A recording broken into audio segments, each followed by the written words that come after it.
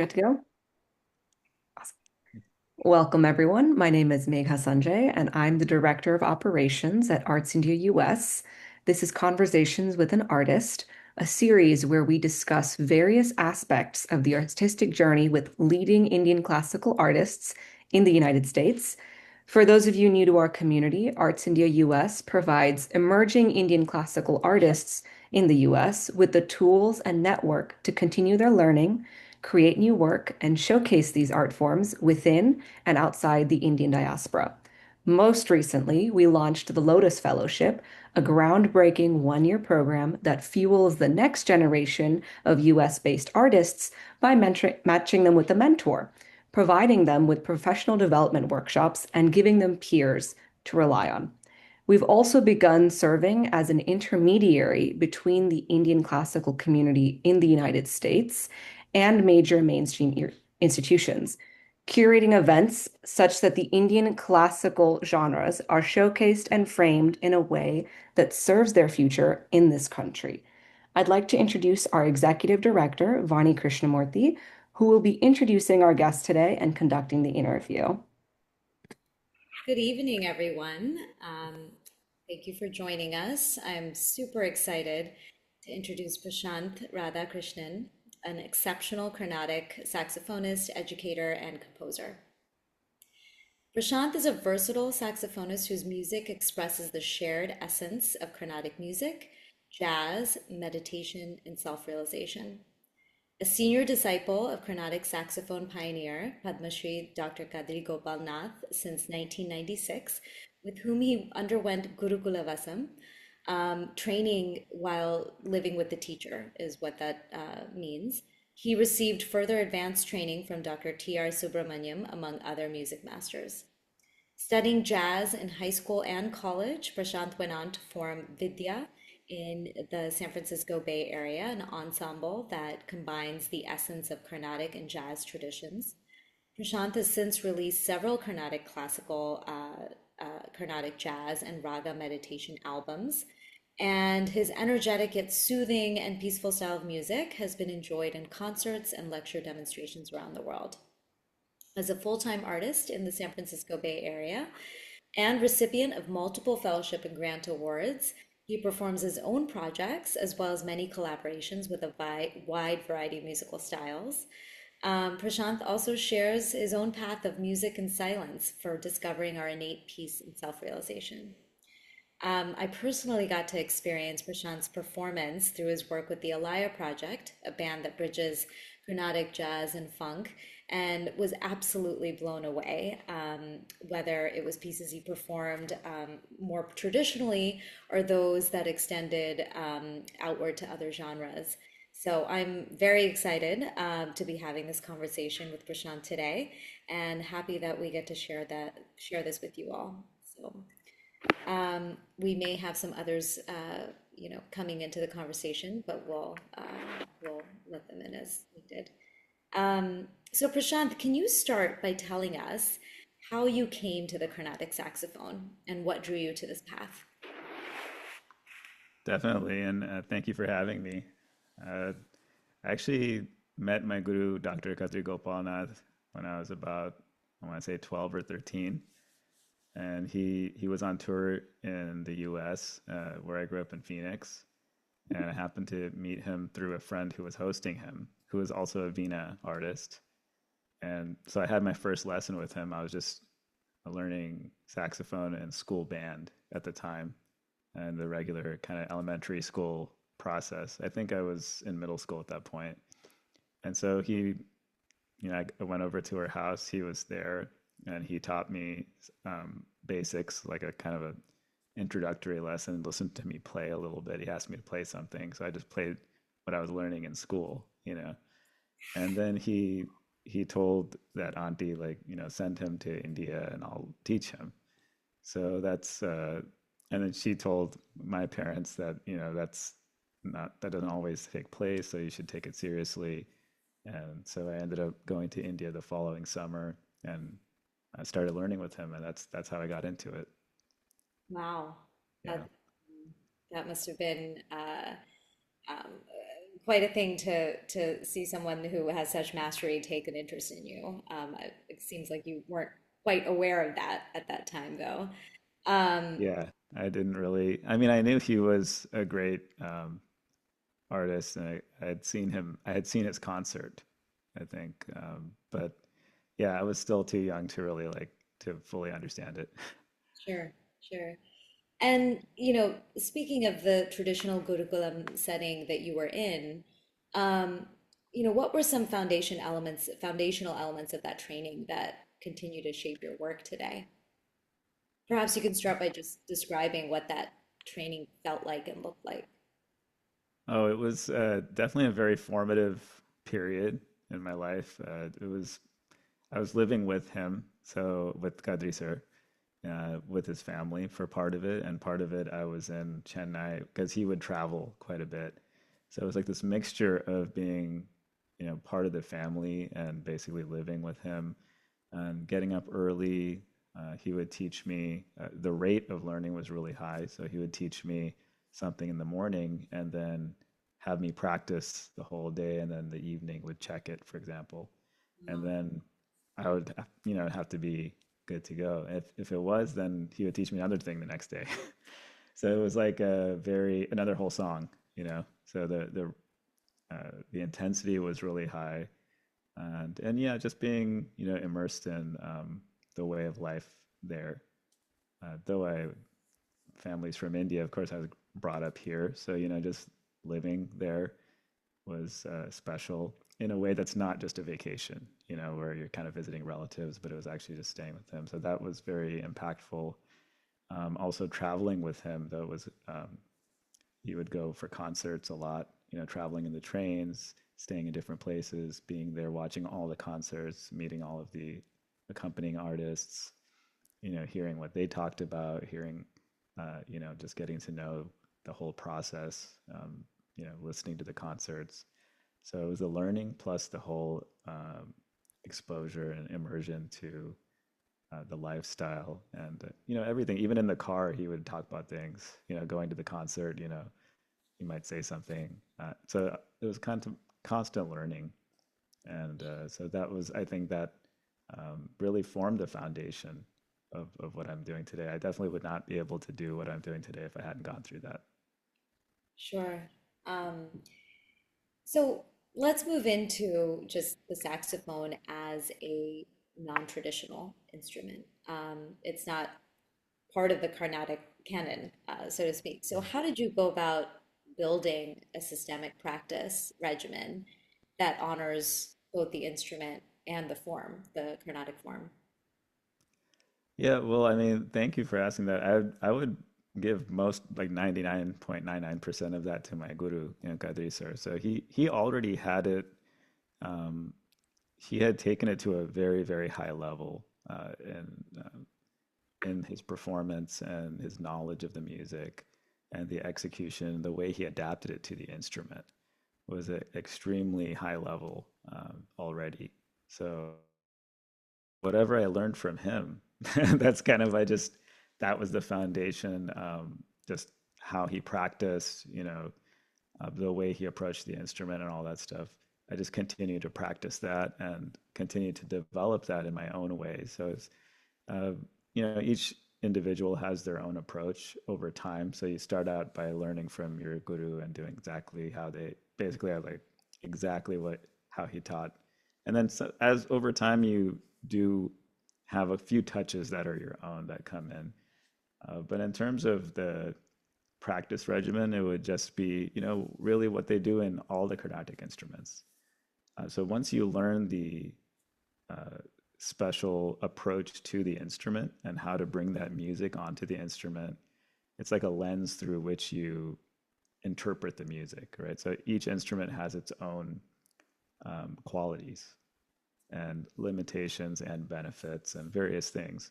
And so, once you understand the instrument, all the music kind of filters through the lens of the abilities of that instrument. And then, once you're used to that, you can just continue to develop that. No, So that that's kind of how I did it. Yeah. I mean, I guess every instrument has its unique qualities. Do you feel that, you know, practicing the Carnatic canon through the the saxophone, do you feel that you have additional challenges in adapting gamakas or other expressive nuances? Oh, definitely. The saxophone, I would say, is probably one of the hardest instruments or most difficult instruments to play Carnatic music to attempt is probably the saxophone is up there. Uh, but it's also more adaptable than what a lot of people think. So the ability, and it's still early in the process because Kadri sir was like the first generation. I think there was like maybe one person before him that didn't maybe perform or anything like that, but there's it's pretty much Kadri Gopalnath sir was the first.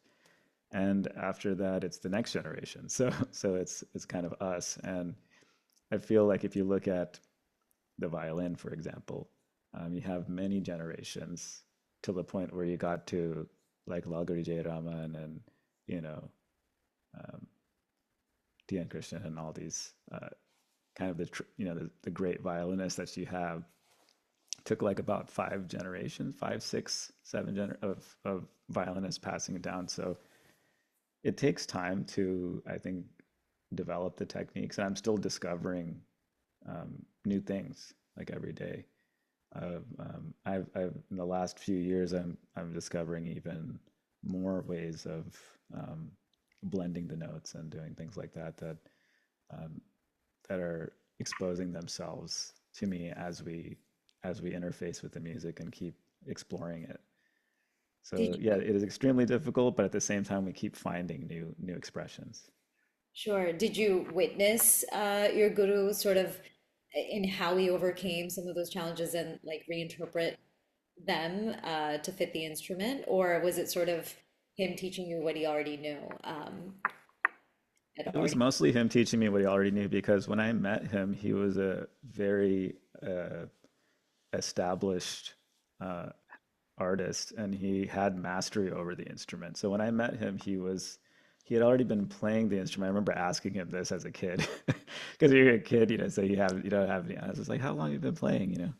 So at that time he had been playing for like 35 years. So when I first met him, and uh, and his process was very intense. He used to practice like you know 10, 15 hours a day. You know, he used to he underwent training plus his own intense sadhana on the instrument to discover and kind of overcome these limitations. So as far as when I could hear him play, I mean, I didn't see any lacking, in terms of gamakas and stuff. He would play everything. you know. So in fact, he didn't show because artists like musicians don't necessarily play everything that they can play in the concert. Sure. It's so what his ability and knowledge was in the concert, you only saw a portion of it. Sure. So yeah, but Well, yeah, he would sometimes talk about not necessarily that I saw a limitation in his because I felt he was totally fully formed, but he would talk about, oh, this instrument is so challenging, I should have maybe played something else, but for some reason I chose this. He used to joke about it. yeah. Um, and there are challenges because what's interesting, we can talk about it, some of the other questions, of course, but what's easy on some of the traditional instruments is hard on the saxophone. And Uh, what's easy on the saxophone is hard on other instruments. like what specifically would you say? So, like the blending and oscillations, where you smoothly blend between notes for a vocalist or a violin or even a vina, to some degree, those are natural and easier. But to play a series of notes extremely clearly, quickly, Hmm. is harder to do. But for a saxophone, it tends to be easier, Oh, because we interesting. have keys on the instrument, so we're able to play. Back when, for example, GNB was very famous for singing very fast brigas, and the other artists who worked with him used to say he would, when he'd sing the string of notes, it would be like a string of pearls, like you hear every single note. And that's very, very rare and difficult as a vocalist. But on the saxophone, it's not that it's easy, but you can bring out the clarity very, very, very well. That's It's one of interesting. the specialties. Yeah. Going back to your learning experience with him, it sounds pretty traditional in a run-of-the-mill way, so in terms of immersive learning, right? But have you found that some elements of the pedagogy didn't needed to differ when sort of learning a non-traditional instrument like this, or do you think it's like anything else? I think there's different approaches that you could take. I think Gadri sir taught me the way he was taught and the way that, because he was an Indian classical musician. So I was learning the Indian classical way. But like my students, for example, I teach them a little differently because of a number of factors, just the environment, the desires of people today, what they're looking for to learn. And also, I'm a little bit more clear about about the actual material. So it's also a generational thing because in that time he would just play and say, "Okay, you play," you know. So he would just play something and he would just expect me to get it right away. And so, whereas today that doesn't always work, you know. So I actually started to break down the techniques and the gamakams more concretely. And so when I teach, I'm a little bit more, direct about, okay, this is exactly what's happening. This is the technique. So I'm explaining it, breaking it down. And that just came through necessity to that, needs to be talked, clearly explained. That seems more a function of the environment and the Hmm. people and Yeah, the generation versus the instrument itself, then. I think so. But at the same time, like you're talking about the approach on the instrument, because the saxophone is still relatively new, uh, it does help for someone to try to put into words or explain some of the techniques Right. because no one has really done it. So before Kadri sir, um, to my knowledge, no one has really done it to that level of some of the all the techniques and the approaches. So, having someone sit down and say, okay, this is what's going on, will be helpful for the future generations too. Or perhaps would you say because it has a shorter history that things, might not have been completely passed down orally. They're sort of, intuitively kind of passed down. Yeah, And so maybe with a newer instrument like this, like you said, they're verbalizing everything and needing to be directive about it. exactly. Yeah, and I think it'll help. I think that's part of the reason I'm still teaching and sharing about the instrument because as it develops over a few more generations, it'll be helpful because, for example, if I just started from scratch, it would have taken me a very long time, or I may not have even reached to kind of where Kadri sir was teaching. So he taught me, and automatically I got all of his knowledge. He kind of gave everything that way. That's great. That's interesting. So moving to kind of the creative aspects of your work, how do you and do you try to strike a balance between innovating and sticking to tradition in just sort of whether it's your own work or how you spend your time between different aspects or genres? How do you see? Yeah, I don't really think about it in that way per se, or I don't. Though it's a really important question, or it's an important aspect of our music or our expression. But I just kind of allow things to. I just follow what kind of what my inner um, interest, I guess, is. Where is my what am I hearing with the music, and I kind of trust that whatever I've been given is there. So if I expand on that in some way, it's going to be, it's always going to have that fidelity to the tradition, because things are constantly changing. I mean, if you ask even some of the Carnatic musicians, they'll say, oh, well, what is tradition? It's just sarigama padani, that's 7 notes. And beyond that, there's not really, because, at some point those masters had to compose what they composed. It's and then there's a lot of innovation and new stuff that they did at that time. So I think it's important for us to understand that tradition gives us, um, very, very potent raw material to understand and draw on for our art or for our expression. But then it's important for us not necessarily to like innovate as a concept, but to allow our creative expression to unfold naturally, because I think every person has something unique to offer, and it might be within the what people perceive to be a tradition, or it might be something, partially within that, or it might be something totally outside of that. But it may not be understood by people at that time, or it might, but it has its role to play in the overall landscape of the music and the art. Sure. So so I just allow the music to express how I feel like it needs to when it comes out in the form of either compositions or in the form of just performance of the music. Well, given that, when you're composing or improvising, do you find yourself actively drawing from techniques outside the Carnatic framework, or do you sort of have active sessions where you're completely drawing from within it? Or, is it that you sort of don't keep any boundary while you're composing or improvising? Yeah, I would. That's a great question.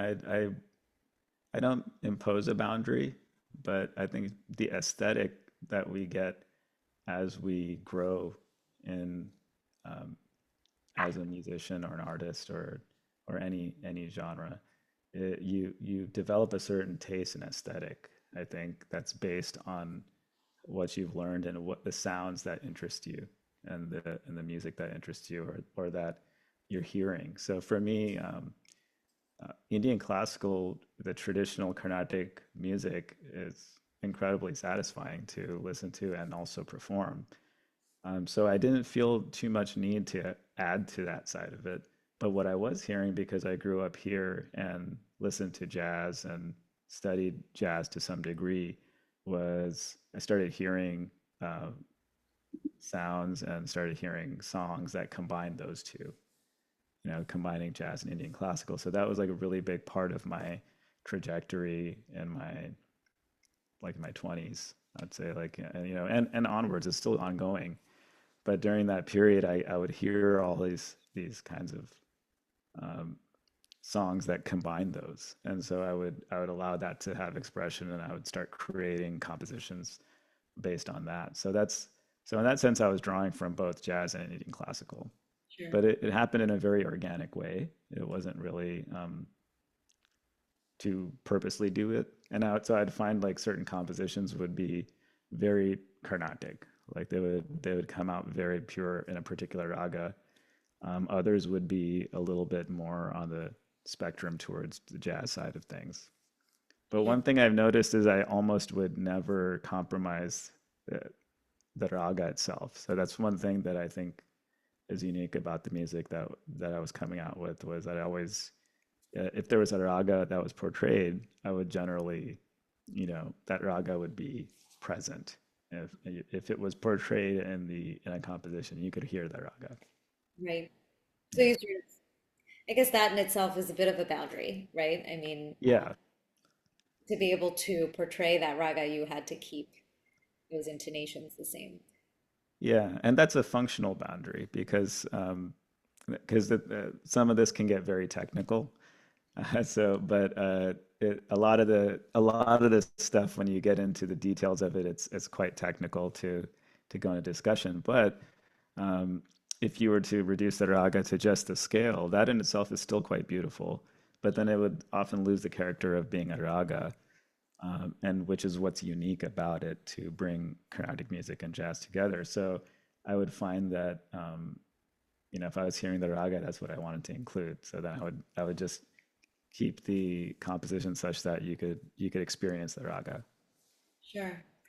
Have you found that some things that are revealed about Carnatic music in playing the saxophone that perhaps might not be the case in a traditional instrument? I mean, I think there is much to be revealed, but it's something very subtle. I don't know if it can really be spoken about in words, but what I would say about it is that the sound of the instrument is very unique. It has a very wide palette of in its tonality. So what's interesting about the saxophone, you'll notice if you look into the instrument a little bit, it's actually been adopted in musical traditions all around the world. It's been used in Middle Eastern area or you know all over the world, and it's been adapted to those traditions in Europe, and of course it came from classical music, Western classical music, but it's been used in all these different traditions, the same way that they've kind of adapted in Indian classical, because it's a very flexible instrument, and it's able to produce a really wide range of sounds. So yeah, I think that's the biggest thing. Yeah. Has that adaptation been quite recent in other cultures, or is it is Indian classical one of the last later genres to take it on? That's a good question. I actually don't know the exact details of that, but I suspect they're somewhat similar actually. India might be a little bit later to bring it to the concert level, but I think it's quite similar. 20th, a lot of 20th century saxophone really expanded to other countries. I mean, it's probably been there before as well, but yeah, you can see it easily now. Sure. Um, has your journey with the saxophone ever led to skepticism from within the classical world, especially? And if so, how have you navigated that? Well, I haven't personally experienced it. Like no one has told me like, "Hey, I'm skeptical of your saxophone playing." So if there is, I know because it's a different instrument. I mean, people have said, "Oh, saxophone is not," they assume it's a particular way. So I've and then when they hear you play, then they say, "Oh, it's not what I thought. I thought it was going to be very loud, or I thought it was going to be just like whatever they think jazz is." So it's uh, a lot of it's perception, but I think people who have even my guru, like people who have listened to Kadri sir, who have listened to enough of his music to see the range of what he would put out would there's no argument of how he was able to bring the music on in such a beautiful way onto the instrument. So I think it's just a matter of continuing to play the music. Um, and if somebody is skeptical about it, then nothing we can really do at that point. You have to just keep playing. But as far as I'm concerned, I myself haven't somehow felt that oh, this instrument's too difficult. I should switch to a different one. Sure. Somehow has never come up to me because it has a very unique voice, and so I feel like it has a special place, and not only in the world of music in general, but specifically in Carnatic music, it does have a special place. Do you ever think your guru had to work harder to be taken seriously in some ways, or have you found yourself sort of doing that ever?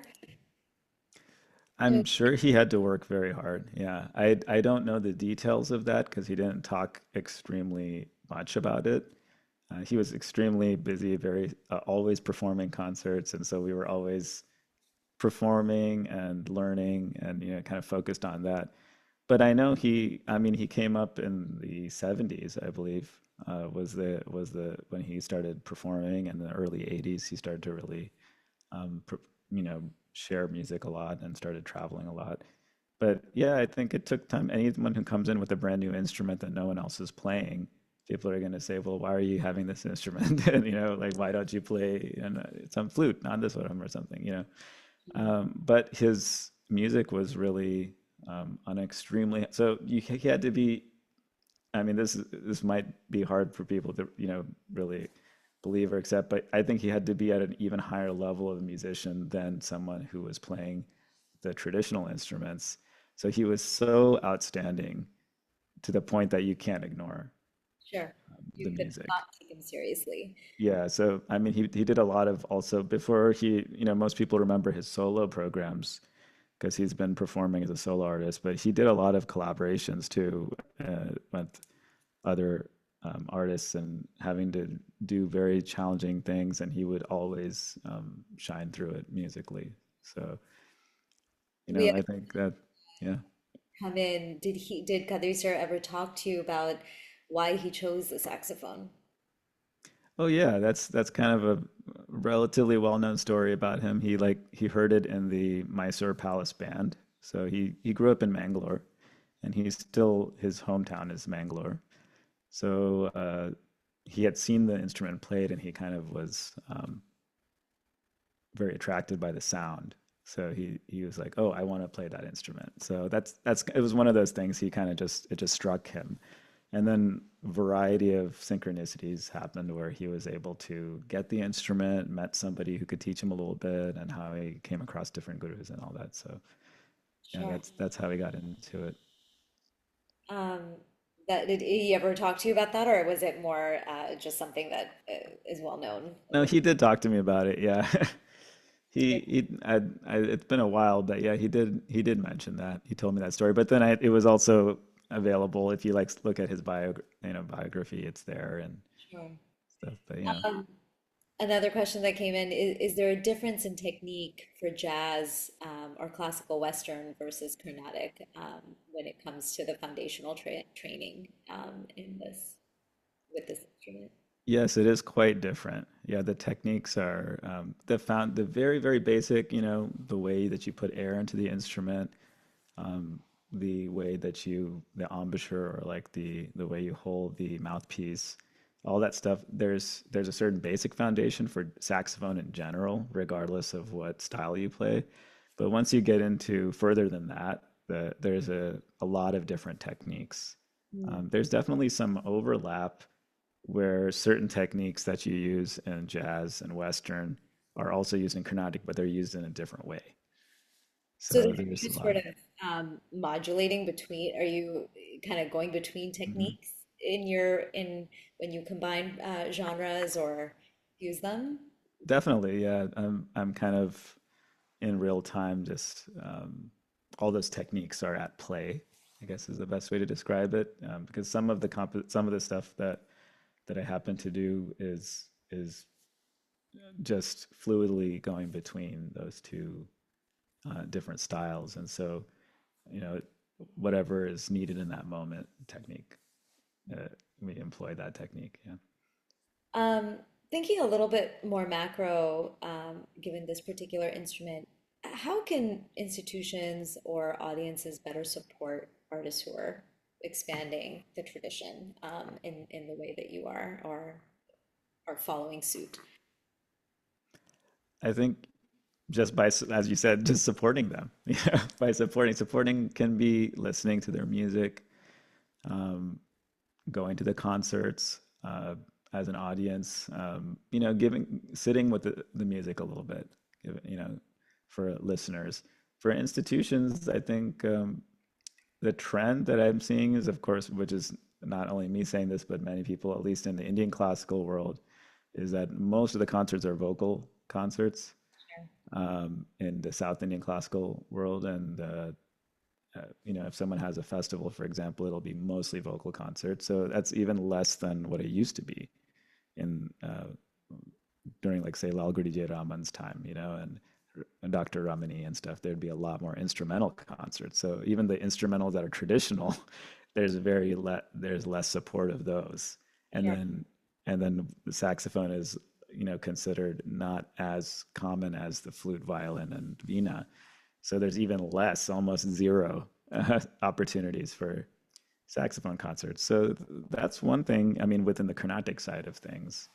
But yeah, I think ultimately audiences at institutions generally will um, support what they really like and what they're interested in. Would So say that yeah. you seem to get more support here as kind of being in America, since it is a kind of an easily sort of a crossover instrument between genres here and there. So do you think that there's probably more support, even in terms of getting students or audiences to attend. Certainly, when I went to the one concert that I saw you in, there was a diverse range of audience there. So, would you say that there's just a more natural type of support in America than it is in India, or?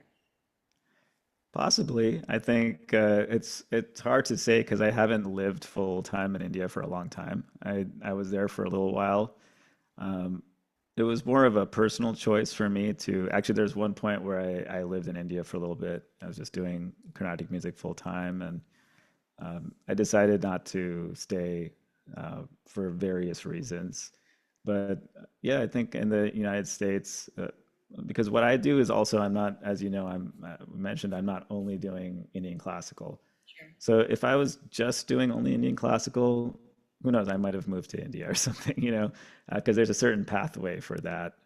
You kind of stay in a certain area and build up from there. But for me, I'm doing a lot of different styles, and very different kind of priority. And yeah, I do agree that here there's a wide variety of music that's been happening for a long time. So I think people are possibly more open to different styles, different instruments. The other side of it is reaching new people. I think this one of the when you're asking about what's revealed, um, not only the music side, but actually to bring this music to people. I Sure. think the saxophone, I've noticed people are much more receptive to receiving Carnatic music through the saxophone Huh. because the tone is very universal. It has a you know very special kind of sonority to it, and there's also familiarity due to the jazz tradition, due to the Western classical tradition. So people who would not be able to understand, and when I say understand, obviously they wouldn't understand the lyrics, but they some people cannot understand like a vocal concert. They just can't wrap their mind around it. But then if you present something like the saxophone or maybe violin, they can, because the context of that sound of the instrument's already familiar to them, they're able to receive the music in a different way. So Sure. I think that's one of the specialties that we're able to do with the saxophone. And when they see a saxophone, they're automatically familiar, even seeing it visually. Yeah, it's just the ability to be able to compare it to something that they know makes Hmm. it accessible to them. Um, Exactly. Yeah. so, are there specific future directions or artistic concepts that you're excited about when it comes to this instrument? Well, like I mentioned earlier, I'm still excited about continuing to explore what's possible on the instrument. So I'm still finding, again, like it can get very technical, but I'm still finding, we could say, little nuances and various techniques and things that I'm discovering as I continue to play the instrument. And I found that they get revealed kind of at certain times. So like there'll be certain techniques that I kind of was working on many years ago, and I couldn't quite get that. I just felt like, okay, maybe it's not really possible. And then 10 years later, I accidentally found that to work. So there's a lot of potential on the technical side of the instrument. So I feel that with future generations or even now that it is a very beautiful instrument for even just within Indian classical music. But then on the larger scale of combining Indian classical and jazz, I'm seeing a lot more of that happen than when I started. So when I started, there were not a lot of groups combining Indian classical and jazz. So when I formed Vidya, uh, though there was of course Shakti, the great super group, and there was a few other artists who had done it. There weren't there. I didn't see a lot of it. So I think I started hearing these songs and stuff, and it was probably due to a need for it to be there. But now I think that it's become almost like its own subgenre, like Carnatic jazz, Indian classical jazz. So it's become quite widespread now. So I think that's if you look back to here in the U.S., like Latin jazz is a very a strong subgenre of jazz. It's like its own genre. So I feel like it's gotten to the point now that Indian classical jazz is like almost its own thing. So I play in now multiple groups that combine Indian classical and jazz, and so where the thing that I happen to do is exactly what they need. So so I think going forward, there's a lot more scope for that. And the other thing that interests me is, of course, working with music, like I were talking about earlier, as sort of a vehicle for recognizing the peacefulness within us. Yes. So that's a really large part of what I'm interested in sharing. So I spend Sure. quite a bit of time working on that and sharing that. Can you tell us a little bit more about, this particular path of music and silence that you've begun sharing? Of course, yeah. I mean, so the this approach is something that came spontaneously within for me some time back, some years back, which is that music is, many people practice various paths for, you know, realization or to have a deeper peace within or to become free of suffering or free of confusion in the mind, and also to go deeper for self-realization or enlightenment, whatever you want to call that. Uh, and one of the paths that has not been meditation, of course, is very well known. Uh, Various kinds of yoga are very well known, but the path of music, specifically as a path for realizing the inner silence and peace, has not been really focused on very much. So I think that's why I think something within me called me to start sharing something about that. And so an approach came wherein we're able to utilize the simplicity of hearing a sound. So a lot of people may not realize that, you know, hearing a sound is completely effortless, right? So if you're listening to music, you're actually effortlessly putting yourself into the present moment, which is what a lot of people are, you know, attempting to do through meditation uh, by sitting for a long time, and they still may not feel that they're really in the moment, so to speak, or like established in the moment because of the various thoughts that are arising. So, whereas with music, you're able to instantly be in the moment, and that's why a lot of people love music. Um, and the enjoyment of music ideally would be permanent, but it comes and it goes. So the approach that I've been sharing is how to recognize what is the aspect that within us that's actually enjoying the music, which we can call it as pure awareness or as silence, and that is actually kind of hiding in the background of our experience. And so there's like kind of a multi-step process, but it doesn't take too long. So I've been sharing that, which is to hear the sound, enjoy the sound, and then you dissolve into the sound. Basically, the identity gets dissolved in that, and after that, the silence reveals itself. So that's within us. We recognize that it's all within us. So that's generally the approach that I've been sharing. That's And so there's some more details needed for that, but that's the general overview.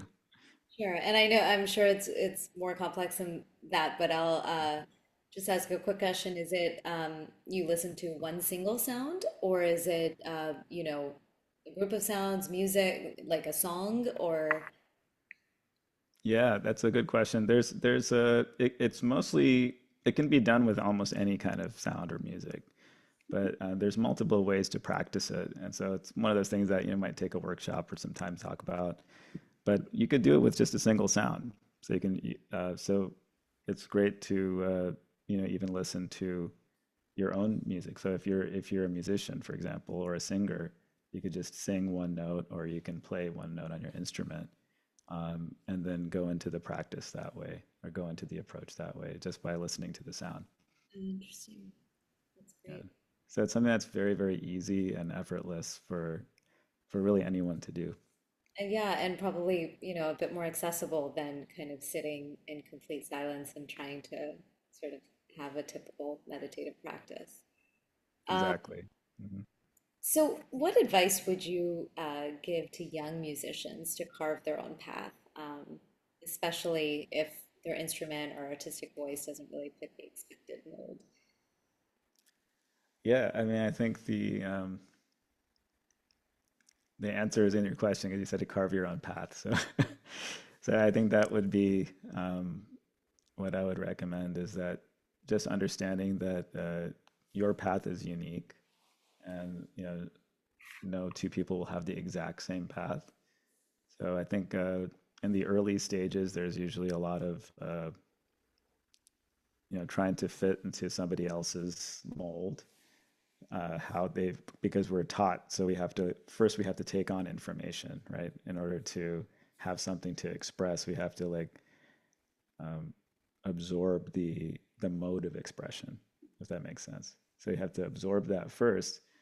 And so in the process of that, we also absorb a lot of other concepts about like how things are supposed to be or how things should look. And but then at some point that actually has to be dropped away, and then you have to go back and look at what you're actually here to offer. And you'll find that each person or each being has something very unique and that only they can offer. And so to just continue with that, focus on that, um, more than trying to appease a particular group or style or anything.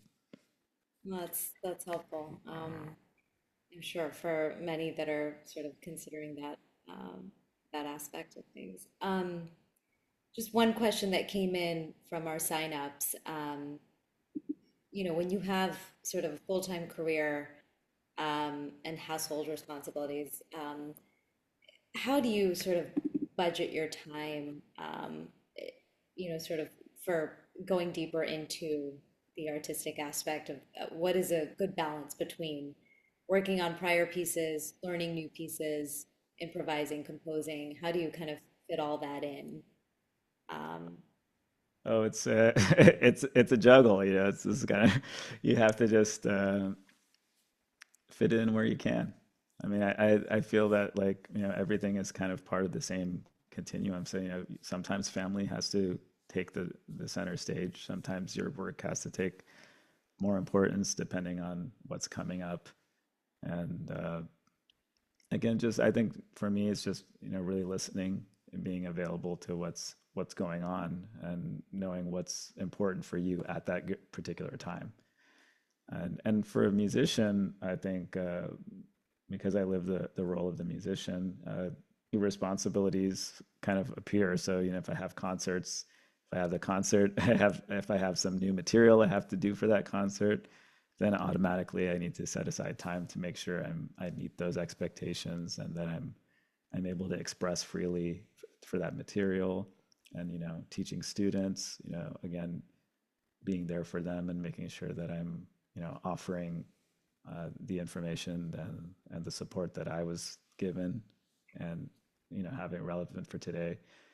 And of course, my family is all of us have our family that we want to be happy. So so we're of course there for them 100% as well.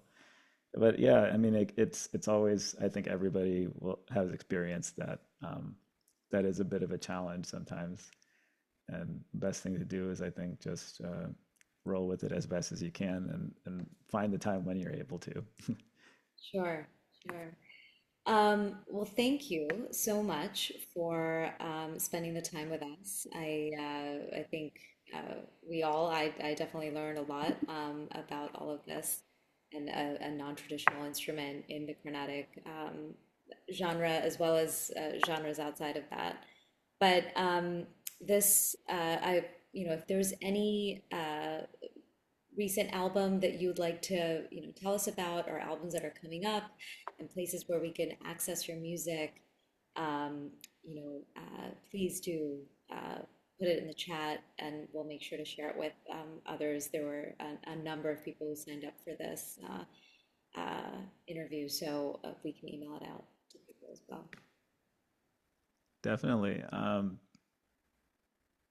Yeah, let me maybe paste a link in the chat of my Bandcamp page, or I can just even put my website. It's just prashantmusic.com is where you can find most of my stuff. So, and there should be a link to my group Vidya. But yeah, the I don't have an album coming out at the moment, but there are a decent amount of albums you can listen to if you haven't heard them. And some of them are Indian classical, Carnatic, traditional albums on saxophone, and some of them are my group Vidya, which kind of combines Indian classical and jazz. There's two albums of that group, but we might be recording a new one possibly because we had a bit of a break due to being in different cities for many years, but now we're all in the same city. So, and then of course I'm playing in Rohan's group, the Alea Project. He has an album out, or we have an album out, so there should be links to that as well. And then what we discussed today, the meditation with music approach. I actually have a few albums of free solo saxophone. Oh, So you can actually listen to the album while doing the meditation, or if you want to just put it on the background while you're doing something. A lot of people like to do it while they're, you know, just cooking or working or before you go to sleep or something like that. So those are freely available on my website as well. fantastic. Thank you so much for sharing all of that. And thank you all for attending, Yeah, thank you for being here. Thanks for having me. of course.